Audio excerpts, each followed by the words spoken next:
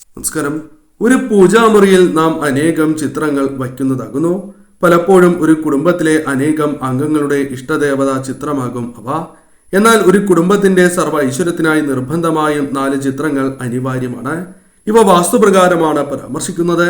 ഇവ ശിവചിത്രം, ദേവി ചിത്രം, ഗണേശ ചിത്രം, ശ്രീകൃഷ്ണ ചിത്രം എന്നിവയാകുന്നു. എന്നാൽ ഇവയോടൊപ്പം കുടുംബദേവതയുടെ ചിത്രവും ഗ്രാമദേവതാ ചിത്രവും സൂക്ഷിക്കുന്നത് ഉത്തമം തന്നെയാകുന്നു. ഇത്തരത്തിൽ ശിവചിത്രം വീടുകളിൽ ഒഴിച്ചുകൂടാൻ സാധിക്കാത്ത ഒരു ചിത്രമായി തന്നെ മാറുന്നു. ജഗത് പിതാവാണ് സാക്ഷാൽ പരമശിവൻ. ഭഗവാൻ ക്ഷിപ്രപ്രസാദിയും ക്ഷിപ്രകോപിയുമാകുന്നു. ഇതിനാൽ ചില കാര്യങ്ങൾ വീടുകളിൽ ശ്രദ്ധിച്ചില്ല എങ്കിൽ പെട്ടെന്ന് ദോഷഫലങ്ങൾ നാം അനുഭവിക്കേണ്ടതായി വരും. ഇത് നമ്മെ പാഠങ്ങൾ പഠിപ്പിക്കുന്നതുമാണ്, അതും നമ്മുടെ നന്മയ്ക്കായി. ഏത് ചിത്രം വീടുകളിൽ വയ്ക്കണം എന്നും ഏതെല്ലാം ചിത്രങ്ങൾ പാടില്ല എന്നും ഈ വീഡിയോയിലൂടെ മനസ്സിലാക്കാം.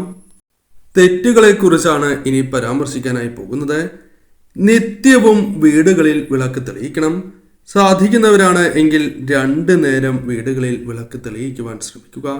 സാധിക്കാത്തവർ ഒരു നേരമെങ്കിലും വീടുകളിൽ വിളക്ക് തെളിയിക്കണം എന്ന കാര്യം നിർബന്ധമായും ഓർത്തിരിക്കുക. വൈകുന്നേരം കുളിച്ച് ശുദ്ധിയോടെയാണ് എങ്കിൽ തീർച്ചയായും ഭസ്മം തൊടുന്നത് ഏറ്റവും ശുഭകരമാണ്. ഇങ്ങനെ ചെയ്യുന്നതിലൂടെ ഒരു വ്യക്തിയുടെ ജീവിതത്തിലേക്ക് ദീർഘായുസ് അല്ലെങ്കിൽ അവരിലേക്ക് നെഗറ്റീവ് ഊർജം വന്നു ചേരുന്നത് തടയുവാൻ സാധിക്കും. കൂടാതെ പരമശിവനെ നിത്യവും ആരാധിക്കുകയും ചെയ്യണം. പ്രധാനമായും പഞ്ചാക്ഷരി മന്ത്രം 108 ജപിക്കണം. പഞ്ചാക്ഷരി മന്ത്രം ജപിക്കുമ്പോൾ അശുദ്ധി പാടുള്ളതല്ല. സാധിക്കുന്ന ഏവരും എല്ലാ തിങ്കളാഴ്ച ദിവസം അല്ലെങ്കിൽ നിത്യവും ദർശനം നടത്തുവാൻ സാധിച്ചാൽ ഏറ്റവും ശുഭം. സാധിക്കാത്തവർ തിങ്കളാഴ്ചകളിലോ അല്ലെങ്കിൽ മലയാള മാസം 1-ാം തീയതി ദർശനം നടത്തുവാൻ പ്രത്യേകം ശ്രദ്ധിക്കുക. ഇങ്ങനെ ദർശനം നടത്തുന്നതിലൂടെയും നിങ്ങൾക്ക് ശുഭകരമായ കാര്യങ്ങൾ, പോസിറ്റീവ് ഊർജം വർദ്ധിപ്പിക്കുവാനും വന്നു ചേർന്നിരിക്കുന്ന ദുരിതങ്ങൾ ഒഴിവാക്കുവാനും സഹായകരമാണ്. കൂടാതെ പൂജാമുറി വൃത്തിയോടെ തന്നെ സൂക്ഷിക്കണം, അതായത് ശുദ്ധിയായി തന്നെ സൂക്ഷിക്കണം എന്ന കാര്യം പ്രത്യേകം ഓർക്കുക. പ്രധാന വാതിലിലും ചില കാര്യങ്ങൾ ശ്രദ്ധിക്കേണ്ടതായിട്ടുണ്ട്. പ്രധാന വാതിൽ വൃത്തിയോടെ സൂക്ഷിക്കുക. പൊടിപടലങ്ങൾ പാടുള്ളതല്ല, അതിനാൽ നിത്യവും തുടച്ച് വൃത്തിയാക്കുക. ഓം ചിഹ്നം വരയ്ക്കുന്നതും ഏറ്റവും ശുഭകരമാണ് എന്ന കാര്യവും പ്രത്യേകം ഓർക്കേണ്ടതായിട്ടുണ്ട്. പൂജാമുറിയിൽ പല ദേവതകളുടെയും ചിത്രങ്ങൾ ഉണ്ടാകാം. എന്നാൽ ഈ ചിത്രങ്ങൾക്ക് കേടുപാടുകൾ സംഭവിച്ചിട്ടുണ്ട് എങ്കിൽ തീർച്ചയായും അവ മാറ്റി പുതിയത് വാങ്ങേണ്ടതാകുന്നു. ഇത്തരം ചിത്രങ്ങൾ ക്ഷേത്രങ്ങളിലേക്ക് നൽകുകയോ അല്ലെങ്കിൽ വെള്ളത്തിലൊഴുക്കി കളയുകയോ ചെയ്യാവുന്നതാണ്. ഈ സമയം പൊടി, ചിലന്തിവല തുടങ്ങിയ കാര്യങ്ങൾ ഒരിക്കലും പൂജാമുറിയിൽ പാടുള്ളതല്ല. ആ കാര്യവും പ്രത്യേകം ഓർക്കുക. ഇങ്ങനെ സംഭവിക്കുന്നുണ്ട് എങ്കിൽ ആ വീടുകളിൽ നെഗറ്റീവ് ശക്തികളുടെ കൂടാരമാണ്, അഥവാ നെഗറ്റീവ് ശക്തികൾ ആ വീടുകളിൽ ക്രമാതീതമായി വർദ്ധിച്ചിരിക്കുന്നു എന്ന സൂചനയാണ് ലഭിക്കുന്നത്. അതിനാൽ തീർച്ചയായും ഈ കാര്യം പ്രത്യേകം ശ്രദ്ധിക്കുക. കൂടാതെ മറ്റൊരു കാര്യം കൂടി ശ്രദ്ധിക്കേണ്ടതായിട്ടുണ്ട്. പലതരം പക്ഷികളും മൃഗങ്ങളും, കാക്കയോ അല്ലെങ്കിൽ മറ്റു പക്ഷികളോ കുരുവികളോ വീടുകളിൽ വരുന്നതാകുന്നു. ഇത്തരത്തിൽ വരുന്നത് ഏറ്റവും ശുഭകരമാണ്. കാരണം ഈശ്വര കടാക്ഷമുള്ള വീടുകളിലാണ് ഇത്തരത്തിൽ സംഭവിക്കുക. അതിനാൽ തന്നെ ഇവയ്ക്ക് ആഹാരവും ജലവും നിങ്ങൾക്ക് നൽകുവാൻ സാധിച്ചാൽ അത് ഏറ്റവും വിശേഷമായാണ് കണക്കാക്കുക. ഈശ്വരാധീനം നിങ്ങളിൽ വർദ്ധിക്കും, അഥവാ ഈശ്വരാനുഗ്രഹം നാൾക്ക് നാൾ വർദ്ധിക്കുക തന്നെ ചെയ്യും. കൂടാതെ മൃഗങ്ങളെ നിങ്ങൾ ഉപദ്രവിക്കാതിരിക്കുക എന്ന കാര്യമാണ് ചെയ്യേണ്ടത്. നിങ്ങളെ ഉപദ്രവിക്കുകയാണ് എങ്കിൽ അത് പ്രതിരോധിക്കുന്നതിൽ തെറ്റില്ല. അല്ലാതെ നിങ്ങൾ ഉപദ്രവിക്കുന്നത് ദോഷകരമാണ്.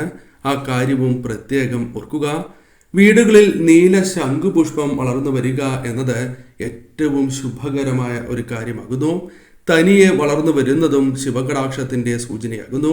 പ്രത്യേകിച്ചും പരമശിവന്റെ ചിത്രങ്ങൾ അല്ലെങ്കിൽ ശിവലിംഗം വീടുകളിലുണ്ട് എങ്കിൽ തീർച്ചയായും നിങ്ങൾ വീടുകളിൽ ശംഖുപുഷ്പം നട്ടു വളർത്തുന്നതും ആ സസ്യത്തിൽ നിന്നും വിരിയുന്ന ശംഖുപുഷ്പം ഭഗവാന് സമർപ്പിക്കുന്നതും നിത്യവും സമർപ്പിക്കുന്നതും ശുഭകരമാണ്. ശനിദോഷവുമായി ബന്ധപ്പെട്ട പ്രശ്നങ്ങൾ അനുഭവിക്കുന്നവരാണ് എങ്കിൽ നിങ്ങൾക്ക് അത്തരം പ്രശ്നങ്ങളിൽ നിന്നും മോചനം ലഭിക്കും എന്ന കാര്യവും ഓർക്കുക. കൂടാതെ നിവേദ്യം നൽകുന്നവർ നിത്യവും മുടങ്ങാതെ തന്നെ ഇപ്രകാരം സമർപ്പിക്കണം എന്ന കാര്യവും ഓർക്കുക. നിവേദ്യം ഒരിക്കലും നിങ്ങൾ വേസ്റ്റ് ആക്കാൻ പാടുള്ളതല്ല. ആ വീട്ടിലെ കുടുംബാംഗങ്ങൾ തീർച്ചയായും അത് സേവിക്കണം. കൂടാതെ അയൽക്കാർക്ക് നൽകുകയോ അല്ലെങ്കിൽ സുഹൃത്തുക്കൾക്ക് നൽകുകയോ ചെയ്യുന്നതും ശുഭകരമാണ്.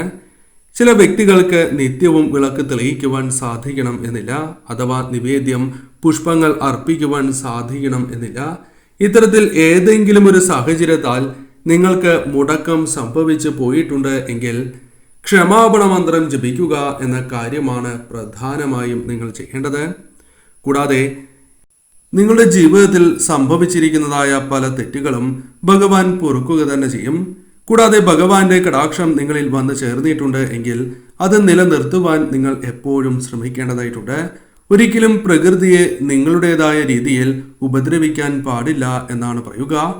അങ്ങനെ ചെയ്യുന്നത് നിങ്ങൾക്ക് ദോഷമായി ഭവിക്കും, ശിവകടാക്ഷം നഷ്ടപ്പെടും. അതിനാൽ തന്നെ ഈ തെറ്റുകൾ ഭഗവാൻ പൊറുക്കില്ല എന്ന കാര്യം ഓർക്കുക. സ്ത്രീകളെയും കുട്ടികളെയും ദ്രോഹിക്കാതിരിക്കുക എന്ന കാര്യവും ചെയ്യണം. കാരണം ഈ തെറ്റുകൾ ഭഗവാൻ പൊറുക്കുന്നതല്ല. അതിനാൽ തന്നെ ഈ കാര്യങ്ങൾ നിങ്ങൾ ശ്രദ്ധിച്ച് മുന്നോട്ട് പോകുന്നതിലൂടെ ഭഗവാന്റെ കൃപാകടാക്ഷം ആ വീടുകളിൽ നിറയും. അസാധ്യമായ കാര്യങ്ങൾ പോലും പെട്ടെന്ന് ജീവിതത്തിൽ സംഭവിക്കുകയും ചെയ്യും. എന്നാൽ ശിവലിംഗം നിങ്ങൾ പൂജാമുറിയിൽ സൂക്ഷിക്കുന്നവരാണ് എങ്കിൽ ജലാഭിഷേകം നിത്യവും നടത്തണം എന്ന കാര്യം ഓർക്കുക. അതല്ല എങ്കിൽ അത് ആപത്താണ് എന്ന് ഗരുഡ പുരാണത്തിലാണ് പരാമർശിച്ചിരിക്കുന്നത്, അഥവാ വ്യക്തമായി പരാമർശിച്ചിരിക്കുന്നത് എന്ന കാര്യം ഓർക്കുക. അതിനാൽ ഈ കാര്യങ്ങൾ ശ്രദ്ധിച്ച് മുന്നോട്ട് പോവുക. ചിത്രം. പല തരത്തിലുള്ള ചിത്രങ്ങൾ ഭഗവാന്റെ ലഭ്യമാണ്. നടരാജ രൂപത്തിലുള്ള ചിത്രങ്ങൾ, ധ്യാന രൂപത്തിലുള്ള ചിത്രങ്ങൾ, ശിവലിംഗ രൂപത്തിലുള്ള ചിത്രങ്ങൾ, ശിവകുടുംബത്തോടൊപ്പം നന്ദിയോടൊപ്പം മുതലായ നിരവധി ചിത്രങ്ങൾ ഭഗവാനുമായി ബന്ധപ്പെട്ട് ലഭ്യമാണ്. ഇതിൽ ഏത് ചിത്രമാണ് വീടുകളിൽ, അതായത് പൂജാമുറിയിൽ സ്ഥാപിക്കാൻ ഉത്തമമായത് എന്ന് നോക്കാം. ശിവകുടുംബ ചിത്രമാണ് ഏറ്റവും ഉത്തമം എന്ന് തന്നെ പറയാം. കാരണം ഗൃഹസ്ഥനായ ഭഗവാന്റെ ചിത്രം വീടുകളിൽ സ്ഥാപിക്കുന്നതിലൂടെ ആ വീടുകളിൽ സ്നേഹം, ഐക്യം, ഭാഗ്യം എന്നിവ ആ കുടുംബത്തിൽ വന്നു ചേരും. ദമ്പതികൾ തമ്മിലുള്ള സ്നേഹം വർദ്ധിക്കുക തന്നെ ചെയ്യും. പറയാതെ തന്നെ പല കാര്യങ്ങളും അന്യോന്യം മനസ്സിലാക്കുവാനും അവരുടെ മനസ്സ് വിഷമിപ്പിക്കാതെ പെരുമാറുവാനുള്ള കഴിവ് ഇരുവർക്കും വന്നു ചേരുകയും ചെയ്യും. സഹോദരങ്ങൾ തമ്മിൽ സ്നേഹം, ബഹുമാനം വന്നു ചേരും. ഗൃഹസ്ഥനായ വ്യക്തി അതിനാൽ ശിവകുടുംബ ചിത്രമാണ് കയ്യിൽ കരുതേണ്ടത്. പ്രായമായവരാണ് എങ്കിൽ കൂടുതലായും ധ്യാനത്തിലിരിക്കുന്ന ശിവചിത്രങ്ങൾ കയ്യിൽ കരുതേണ്ടതാകുന്നു. ശിവലിംഗ ചിത്രം, അതായത് പ്രത്യേകിച്ചും ക്ഷേത്രത്തിലെ ശിവലിംഗ ചിത്രം ആർക്കും കരുതാവുന്നതാണ്. ഏറ്റുമാനൂരപ്പൻ, വൈക്കത്തപ്പൻ, വടക്കുന്നാഥൻ മുതലായ ക്ഷേത്രങ്ങളിലെ ശിവലിംഗ ചിത്രം കയ്യിൽ കരുതുന്നത് ശുഭകരം തന്നെയാണ്. കൂടാതെ ശിവലിംഗ ചിത്രം ആർക്കും കയ്യിൽ കരുതാൻ സാധിക്കും എന്നതാണ് മറ്റൊരു പ്രത്യേകത. വാഹനത്തിന്റെ കീ ചെയിൻ അല്ലെങ്കിൽ വാഹനത്തിൽ നന്ദിയോടൊപ്പമുള്ള ചിത്രം വയ്ക്കുന്നതും ഏറ്റവും ശുഭകരം തന്നെയാകുന്നു. അത്തരത്തിൽ പല കാര്യങ്ങളും നിങ്ങൾ ശ്രദ്ധിക്കുക. വീടുകളിൽ പൂജാമുറിയിൽ ശിവലിംഗ ചിത്രമാണ് സ്ഥാപിക്കേണ്ടത് എന്ന കാര്യം പ്രത്യേകം ഓർക്കേണ്ടതായിട്ടുണ്ട്. നടരാജ ചിത്രം വീടിന്റെ ഈശാന മൂലയിൽ, അതായത് വടക്ക് കിഴക്ക് ദിശയിൽ വയ്ക്കുവാനും ശ്രദ്ധിക്കുക. അതല്ല എങ്കിൽ അത് ദോഷകരമായി ഭവിക്കും. ദേഷ്യത്തിലുള്ള ചിത്രം പാടില്ല എന്ന കാര്യം ഓർക്കുക. സൗമ്യഭാവത്തിൽ അല്ലെങ്കിൽ സന്തോഷത്തിലുള്ള ശിവചിത്രങ്ങളാണ് വീടുകളിൽ നാം സ്ഥാപിക്കേണ്ടത്. ആ കാര്യവും ഓർക്കുക.